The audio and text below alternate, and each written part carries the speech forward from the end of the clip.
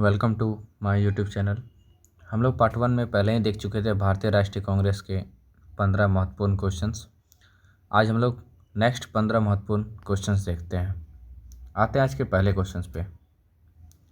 पहला क्वेश्चन है, किसने भारतीय राष्ट्रीय कांग्रेस पर प्रार्थना, याचना तथा विरोध की राजनीति करने का आरोप लगाया था?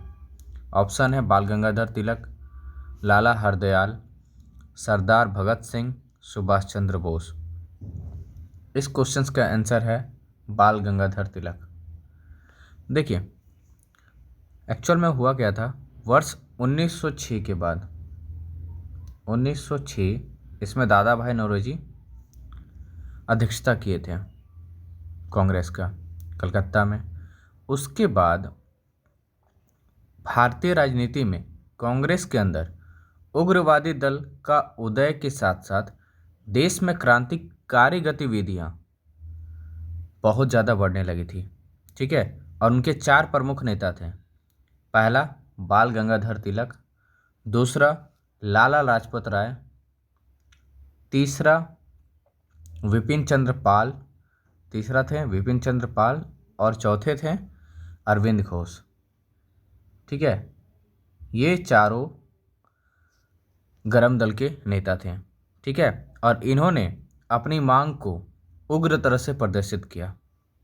ठीक है, तो याद रखिएगा, किसने भारतीय राष्ट्रीय कांग्रेस पर प्रार्थना, याचना और विरोध करने की राजनीति करने का आरोप लगाया था? तो इस क्वेश्चन का आंसर है बाल गंगाधर तिलक। ओके, आते हैं नेक्स्ट क्वेश्चन पे।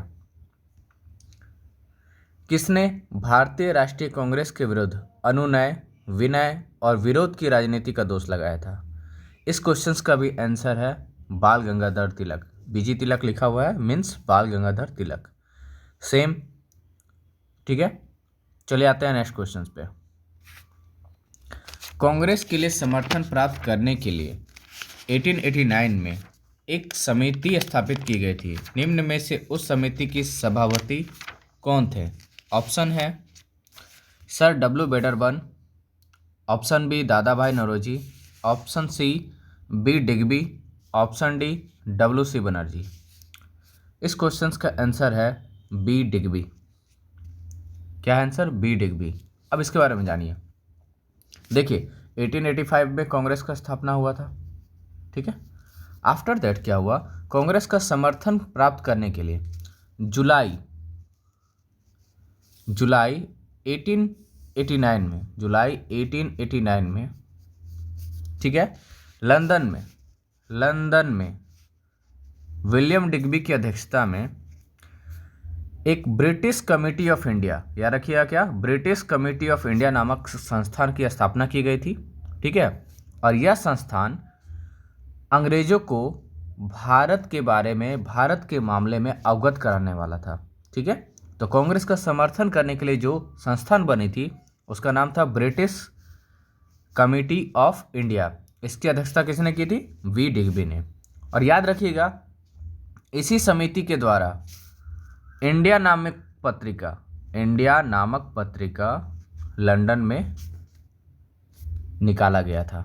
साप्ताहिक पत्रिका था, याद रखिएगा, इंडिया नामक। कहाँ पे निकाला गया था? लंदन में। बहुत बार एग्जाम्स में आया ये। ओके, चलिए आते हैं नेक्स्ट क्वेश्चन पे। भारतीय राष्ट्रीय आंदोलन गर्मपंथी के प्रभाविन आया था? ऑप्शन ए 1906 के बाद, ऑप्शन बी 1909 के बाद, 1914 के बाद, 1919 के बाद। इस क्वेश्चन का आंसर है 1906 के बाद। देखिए, 1906 के बाद इसलिए क्योंकि 1906 से पहले लगभग 1885 टू 1995 20 साल तक जो भारत की राजनीति थी उसमें कांग्रेस कॉन्स्टिट्यूशनल वाइज मांगती थी कि हमें स्वतंत्रता चाहिए। लेकिन 1906 में, ठीक है, दादा भाई नौरोजी जब अध्यक्ष बने थे तो उस समय कांग्रेस उग्र हुई, परंतु दादा भाई नौरोजी बहुत वृद्ध होने के कारण उनका सभी आदर करते थे। ठीक है, इसलिए उस समय कुछ भी नहीं हुआ। और उसके बाद 1907 में जब रास बिहारी बोस कांग्रेस की अध्यक्षता किए सूरत अधिवेशन में, तब जाके कांग्रेस में विभाजन हो गया। ठीक है, चलिए, और गरम दल और नरम दल में बंट गया कांग्रेस। तो याद रखिएगा 1906 के बाद ही ऐसा हुआ था। चलिए आते हैं नेक्स्ट क्वेश्चंस पे।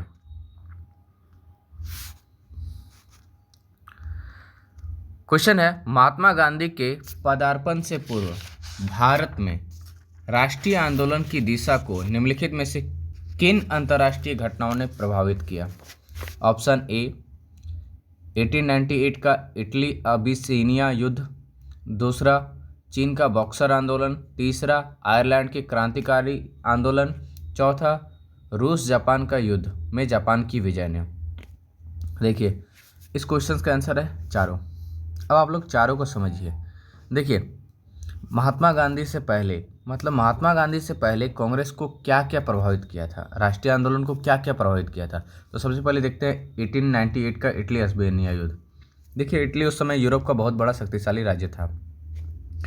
अल्बानिया, ठीक है, इथोपिया भी बोला जाता है इसे, ठीक है। उस समय जब ये वो युद्ध हुआ था तो उसमें इटली का उपनिवेश था वो।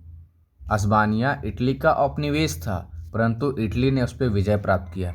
इससे भी भारतीय आंदोलन प्रभावित हुआ था। दूसरा आते हैं चीन के बॉक्सर युद्ध। तो देखिए चीन में जो लोग बॉक्सिंग करते थे ना, स्पेशली चीनी मार्शल आर्ट जो करते थे, वो लोग को ही बॉक्सर कहा जाता है। तो वो लोग ने भी इस पर विजय प्राप्त की थी, ठीक है, औपनिवेशिक पर, तो उससे भी प्रभावित हुआ था। आयरलैंड का क्रांतिकारी आंदोलन से प्रभावित हुआ था, और सबसे अधिक किसी से प्रभावित हुआ था तो वो था रूस और जापान का युद्ध। रूस और जापान के युद्ध के बाद ही 1905 ईस्वी में जापान में जारशाही शासन को हराया गया था, ठीक है। और पहली बार यह भ्रम तोड़ा गया था कि गोरी जाति के लोग अजय होते हैं, गोरी जाति के लोग अजय होते हैं। पहली बार यह भ्रम तोड़ा गया था। तो याद रखिएगा इस क्वेश्चन का आंसर होगा 1 2 3 4। ओके, चलिए आते हैं नेक्स्ट क्वेश्चन पे। कांग्रेस के नरम दल के नेताओं की आंदोलन की पद्धति कैसी थी? ऑप्शन ए है असहयोग, ऑप्शन ए है असहयोग, ऑप्शन बी है राजा वामबद्ध आंदोलन, ऑप्शन सी है अनुकूल प्रतिविघटन, ऑप्शन डी है अविधेयक। ये ऑप्शंस थोड़ा डिफिकल्ट है परंतु समझिएगा, ठीक है। असहयोग मीन्स सहयोग नहीं देना, राजा वामबद्ध आंदोलन मीन्स कॉन्स्टिट्यूशनल एजिटेशन, मतलब कॉन्स्टिट्यूशन के हिसाब से आंदोलन करना। इस क्वेश्चन का आंसर यही है, राजा वामबद्ध आंदोलन। यह बीपीएससी 2008 में आया है, याद रखिएगा बीपीएससी 2008 का क्वेश्चन है, ठीक है, इसलिए इंपॉर्टेंट है। तो एक्चुअल में नरम दल के जितने भी लोग थे, नरम दल के जितने भी लोग थे, वो लोग कॉन्स्टिट्यूशनल वाइज आंदोलन करते थे, प्रशासन में भारतीयों की भागीदारी की मांग करते थे, ठीक है। इसलिए इस क्वेश्चन का आंसर है राजा वामबद्ध आंदोलन। ओके, चलिए आते हैं नेक्स्ट क्वेश्चन पे। निम्नलिखित में से किस आंदोलन के कारण भारतीय राष्ट्रीय कांग्रेस का विभाजन हुआ, जिसके परिणाम स्वरूप नरम दल व गरम दल का उद्भव हुआ? ये बहुत ही इंपॉर्टेंट क्वेश्चन है, यूपीएससी प्रीलिम्स के 2015 में पूछा गया है। ऑप्शन है स्वदेशी आंदोलन, भारत छोड़ो आंदोलन, असहयोग आंदोलन, सविनय अवज्ञा आंदोलन। इस क्वेश्चन का आंसर है स्वदेशी आंदोलन। देखिए एक्चुअल में हुआ क्या था, स्वदेशी आंदोलन का मीनिंग था विदेशी वस्तुओं का बहिष्कार, ठीक है। यह बंगाल में स्टार्ट हुआ था। कहाँ स्टार्ट हुआ था? बंगाल में, वेस्ट बंगाल में स्टार्ट हुआ था। उस समय तो बंगाल ही था, बंगाल में स्टार्ट हुआ था। परंतु कांग्रेस के उग्रपंथी लोग इसे समूचे भारत में फैला देना चाहते थे, परंतु नरमपंथी और गरमपंथी लोग के बीच यह मतभेद पैदा हुआ, जिसके कारण ही 1907 में कांग्रेस नरम दल और गरम दल में कन्वर्ट हुआ। तो याद रखिए सबसे अधिक अगर किसी आंदोलन का फर्क पड़ा था तो वो था स्वदेशी आंदोलन। इसी के कारण कांग्रेस नरम दल और गरम दल में टूटी थी। चलिए आते हैं नेक्स्ट क्वेश्चन पे। ये क्वेश्चन बहुत महत्वपूर्ण है। अधिकतर नरमपंथी नेता कैसे थे? ऑप्शन ए शहरी क्षेत्र के, ऑप्शन बी ग्रामीण तथा शहरी दोनों क्षेत्र से, ऑप्शन सी पंजाब से, ऑप्शन डी ग्रामीण क्षेत्र से। देखिए इस क्वेश्चन का आंसर है शहरी क्षेत्र से। देखिए, जितने भी नरमपंथी नेता थे, दादा भाई नौरोजी हो जाए, चाहे फिरोज शाह मेहता हो, या दिनेश वाचा हो, या WC बनर्जी हो, या सुरेंद्र नाथ बनर्जी हो, ये सभी बुद्धिजीवी थे। कोई डॉक्टर थे, कोई वकील थे, कोई इंजीनियर थे, कोई पत्रकार थे, कोई साहित्यिक थे।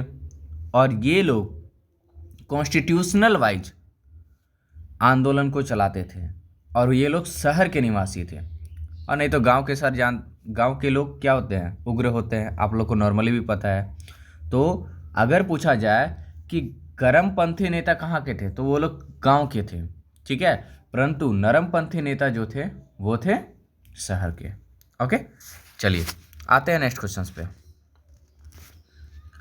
निम्नलिखित में से किसने 1904 से लगातार भारत को स्वशासन देने पर बल दिया? ये बहुत ही महत्वपूर्ण क्वेश्चन है। Option Surendra Nath Banerjee, option B Arvind Ghosh, option C Firoz Shah Mehta, option D Dadabhai Naoroji. देखिए, इस क्वेश्चन का आंसर है दादा भाई नौरोजी। दादा भाई नौरोजी ने भारत के लिए स्वशासन का मीनिंग होता है स्वराज का मांग सर्वप्रथम 1904 में, क्या रखिएगा, कब, 1904 में इंटरनेशनल सोशलिस्ट कांग्रेस में पहली बार रखी थी। ठीक है, एक संस्थान थी इंटरनेशनल सोशलिस्ट कांग्रेस, उसी में पहली बार रखी थी। वर्ष 1905 में, याद रखिएगा, वर्ष 1905 में बनारस अधिवेशन में सबसे पहले सेल्फ गवर्नेंस की बात की थी। याद रखिएगा, दादा भाई नौरोजी ने बनारस अधिवेशन में 1905 ईस्वी में सबसे पहले सेल्फ गवर्नेंस की बात की थी। और स्वराज की मांग कब रखी? तो 1906 में कांग्रेस के कलकत्ता अधिवेशन में, जिसकी अध्यक्षता स्वयं दादा भाई नौरोजी ने की थी, उसमें स्वराज की मांग रखी थी। ठीक है, याद रखिए। तो इस क्वेश्चन का आंसर क्या है? दादा भाई नौरोजी 1904 से लगातार स्वराज पर इन्होंने बल दिया था। आते हैं नेक्स्ट क्वेश्चन पे। निम्नलिखित में से कौन उग्रपंथी नहीं था? देखिए, ऐसा क्वेश्चन बहुत बार आता है, कौन उग्रपंथी थे, कौन नरमपंथी थे। तो ऑप्शंस देखिए, बाल गंगाधर तिलक, मदन लाल, उधम सिंह, गोपाल कृष्ण गोखले। तो आपको स्पष्ट है गोपाल कृष्ण गोखले इसका आंसर होगा। क्यों? वो उदारवादी खेमे के थे। इनफैक्ट गांधी जी इनको अपना राजनीतिक गुरु मानते हैं। ठीक है, याद रखिएगा, ये किस खेमे से थे? उदारवादी थे। इन्हें पूर्ण विश्वास था कि देश का पुनरुद्धार बवंडर से नहीं हो सकता है। ठीक है, याद रखिएगा, वे साधन और साध्य दोनों में विश्वास करते थे। ठीक है, तो याद रखिए, इस क्वेश्चन का आंसर क्या है? गोपाल कृष्ण गोखले। वे उग्रपंथी नेता नहीं थे, वे नरम दल के नेता थे। आते हैं नेक्स्ट क्वेश्चंस पे। ये क्वेश्चंस मोस्ट इंपोर्टेंट क्वेश्चंस में से एक है। ठीक है, भारतीय राष्ट्रीय कांग्रेस को किसने भीख मांगने वाली संस्थान अर्थात बैगिंग इंस्टीट्यूट किसने कहा था? भारतीय राष्ट्रीय कांग्रेस को किसने भीख मांगने वाली संस्थान कहा था? Option A Bipin Chandrapal, option C Aurobindo Ghosh, option B Bal Gangadhar Tilak, option D इनमें से कोई नहीं। तो याद रखिएगा, इस क्वेश्चन का आंसर है बाल गंगाधर तिलक। बाल गंगाधर तिलक ने कांग्रेस को भीख मांगने वाली संस्थान कहा था, बैगिंग इंस्टीट्यूट, क्योंकि वो किसी भी प्रकार के आंदोलन नहीं करती थी। वो लोग कॉन्स्टिट्यूशनल वाइज बस मांगती थी कि हमें आज़ादी चाहिए, हमें स्वशासन चाहिए। इसीलिए बाल गंगाधर तिलक ने इंडियन नेशनल कांग्रेस को भीख मांगने वाली संस्थान कहा था। ओके, चलिए आते हैं नेक्स्ट क्वेश्चन पे।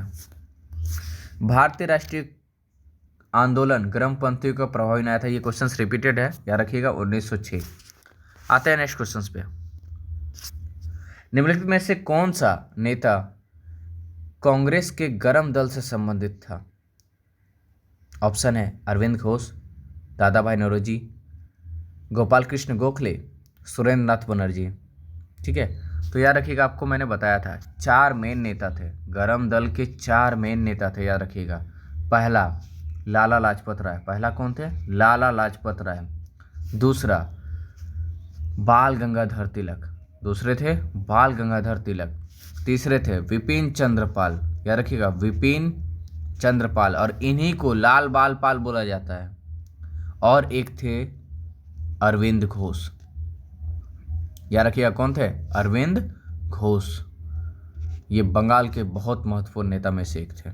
ठीक है, याद रखिएगा। तो ये कौन थे? गरम दिल से संबंधित थे। अरविंद घोष के बारे में आप थोड़ा सा जानिए। ये उग्रवादी धारा के थे, आपको तो ये बता ही दिया। 1893 से 94 के बीच इन्होंने एक लेख लिखा था, ठीक है, जिसमें इन्होंने कांग्रेस को श्रमिक वर्ग से दूर और अराष्ट्रीय और पूर्णतः असफल बताया था। ठीक है, इन्होंने कांग्रेस को कायरता का संज्ञा दी थी। बहुत बार एग्जाम्स में है, कांग्रेस को कायरतावादी संस्थान कौन कहा था? तो कहा था अरविंद घोष ने। ठीक है, याद रखिएगा। उसके बाद 1908 में इन्हें गिरफ्तार भी कर लिया गया था। ठीक है, लेकिन उन्हें 1 साल का सजा दिया गया, फिर बाद में इसे छोड़ दिया गया। लास्ट में ये क्रांतिकारी क्रियाकलाप से अलग हो गए और सन्यासी बन के फिर पौंडीचेरी चल गए। एक बार ये क्वेश्चन आ गया है कि अरविंद घोष ने सन्यास लेने के बाद कहाँ चले गए थे? तो याद रखिएगा, वो फिर सन्यासी बन गए थे और पांडिचेरी शिफ्ट हो गए थे। ठीक है, और इन पे जो मुकदमा चला था अलीपुर में बम फेंकने के लिए चला था, अलीपुर में। ठीक है, अलीपुर षड्यंत्र केस में। इनका निकनेम बंगाल टाइगर भी है, ये याद रखिएगा, बहुत फेमस है। आते हैं नेक्स्ट क्वेश्चन पे। निम्नलिखित में से कौन एक उग्रवादी नेता नहीं थे? उग्रवादी नेता थे। ऑप्शन है, आपको मैंने पहले ही बताया था, 4 नाम है, बहुत इंपॉर्टेंट है। लाल बाल पाल और अरविंद घोष, ये 4 महत्वपूर्ण उग्रवादी नेता थे। तो ऑप्शन में दिख रहा है बिपिन चंद्र पाल। इस क्वेश्चन का आंसर है बिपिन चंद्र पाल। आते हैं नेक्स्ट क्वेश्चन पे। राष्ट्रीय आंदोलन में निम्नलिखित में से किसको नरम दलीय के तौर पर नहीं जाना जाता है? कौन नरम दल के नहीं थे? ठीक है, ऑप्शंस है बाल गंगाधर तिलक, MG रानाडे, दादा भाई नौरोजी, गोपाल कृष्ण गोखले। तो आपको बताया हूँ मैंने, बाल गंगाधर तिलक ये नरम दल के नहीं थे, मीन्स गरम दल के थे। चलिए, आज का जितने भी महत्वपूर्ण क्वेश्चंस थे सब समाप्त होते हैं। हम लोग पार्ट 3 जल्द ही देखेंगे। Okay, thank you. अगर वीडियो अच्छा लगे तो शेयर कीजिए एंड सब्सक्राइब कीजिएगा। Thank you.